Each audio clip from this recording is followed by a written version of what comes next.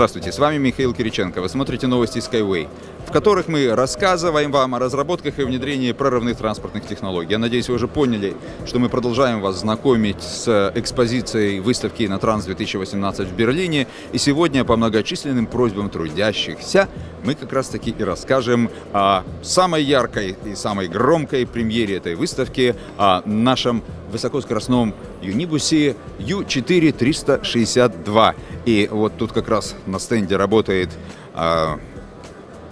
начальник управления подвижного состава закрытого акционерного общества «Струнные технологии» Андрей Дмитриевич Зайцев. Я думаю, он не откажется. Здравствуйте, Андрей Дмитриевич. Добрый день.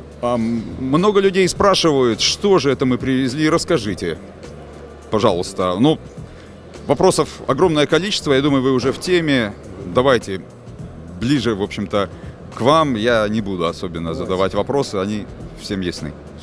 Премьера этого года совместно с выставкой Юникара, скажем, который у нас уже продукт известный, сертифицированный. Основной премьерой этого года является высокоскоростной юнибус, за которым мы сейчас находимся. Высокоскоростной юнибус модели U4-362. Одна из моделей в линейке высокоскоростных юнибусов. Ну, что такое 362, пользуясь случаем, да? Тройка обозначает то, что машина принадлежит семейству высокоскоростных юнибусов. Но 62 это его модель. У нас тоже есть определенная классификация. В частности, модель, представленная в этом году, имеет вместимость 6 человек. То есть пассажирский салон рассчитан на 6 человек. То есть типа 3 купе по 2 человека, типа? Можно сказать, как купе, хотя салон однообъемный, просто имеет 3 входа, 3 отдельные двери. Давайте посмотрим. U4, я предполагаю, это, наверное, 4-е поколение струнного транспорта юнитского. Совершенно верно. Штрушка выполнена сейчас механическим приводом, но впоследствии она будет будет дополнена электрическим приводом с возможностью автоматического открытия и закрытия дверей. Ну, салон, надеюсь, описывать сильно не стоит. Всегда один раз лучше, конечно, увидеть. Выполнен в светлой гамме, приятной, скажем, не нагружающей зрение и восприятие человека. О дисплеях расскажите, пожалуйста, что с их помощью можно делать? Ну, значит, естественно, на выставку мы привезли максимально комфортное исполнение салона. То есть все сиденья имеют все возможные регулировки по длине подушки, по высоте подушки, по углу наклона подушки и спинки. Ну, кнопок не видно. Я подозреваю, что все это через дисплей, наверное, осуществляется. Да, совершенно. Мы можем присесть. Конечно, конечно. И проверить функционал дисплеев вживую, скажем так.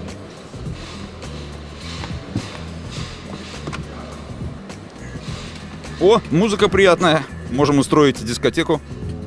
На выбор сейчас заложено 3 языка. Немецкий, поскольку в Берлине английский международный, и русский как язык разработчиков. Ну, давайте пробежимся по английскому.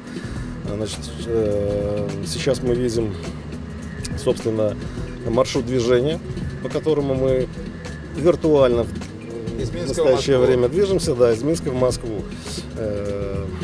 Соответственно, можно видеть то, что происходит снаружи, где мы едем в данный момент. Поскольку имеются только боковые окна, то данная картинка позволяет человеку, ну, как бы не отрываться от действительности, если так можно сказать.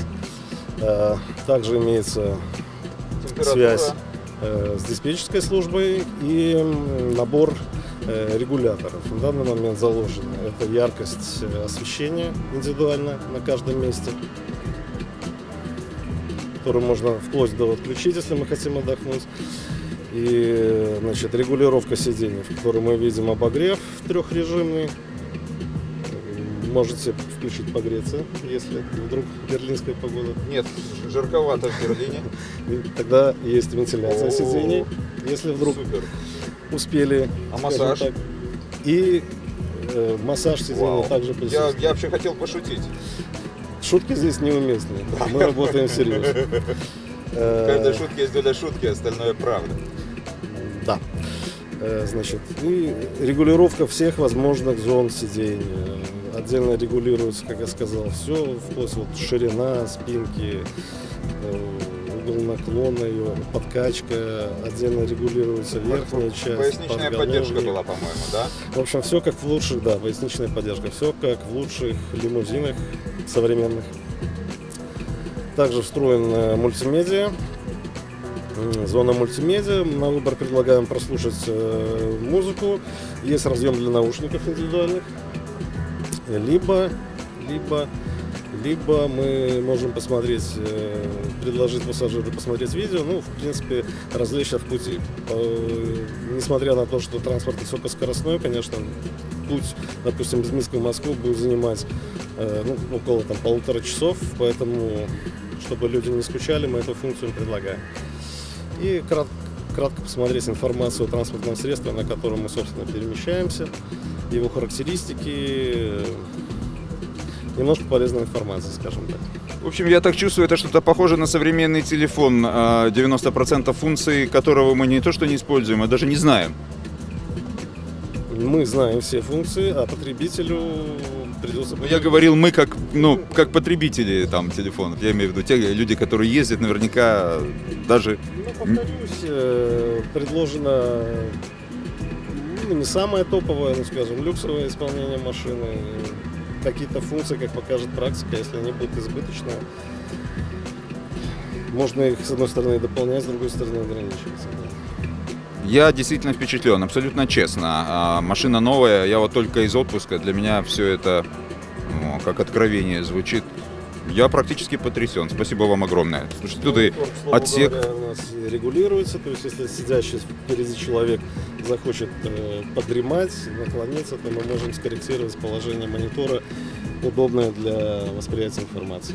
Я вижу тут удобное такое какое-то отсек, да, до мелочи. А чемодан, можете показать, где тут что-то? Да, у нас есть в машине предусмотрено отделение для перевозки багажа.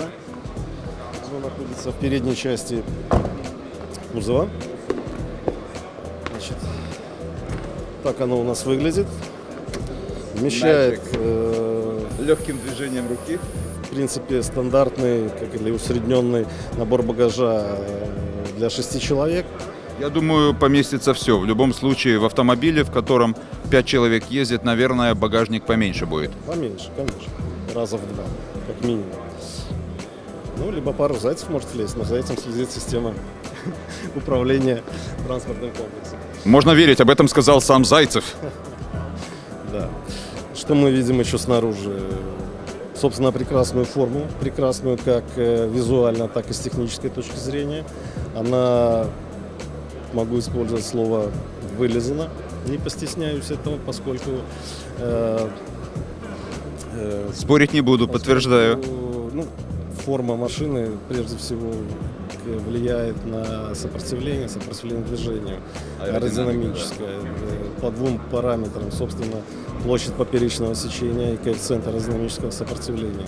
Так вот, при построении формы наши дизайнеры, они не просто создают нечто красивое и приятное, а при этом думают, как это будет работать. И думают, и проверяют сразу, какое сопротивление, собственно, будет возникать. Ну и, скажем так, гладкость поверхности тоже явно важна, потому что качество прокраски, что не шершавое, все то, что мы видим, тоже наверняка улучшает аэродинамику. Краска глянцевая, чтобы максимально снизить аэродинамическое сопротивление. А форма поверхности построена по второй производной, скажем так.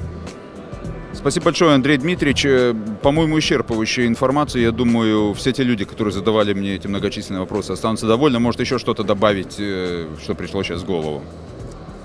Ну, разве что могут спросить, а что это за этот люк перед багажным отсеком? А что это за вот этот люк перед багажным отсеком? Это аэродинамический тормоз, который работает на высоких скоростях, то есть при торможении с максимальной скоростью, он примерно с остаточной скорости 150 км в час, он гасит. Типа как уши открываются? Типа как плавники у рыбы, можно сказать. У меня такое, как чебурашка что-то больше было, думал. Спасибо вам большое. Подписывайтесь на наш канал YouTube, следите за обновлениями новостей на нашем официальном сайте, поддерживайте наш проект, и тогда, возможно, мы пригласим вас как-нибудь с собой проехаться в этой красоте. Строй Skyway! Спасай планету!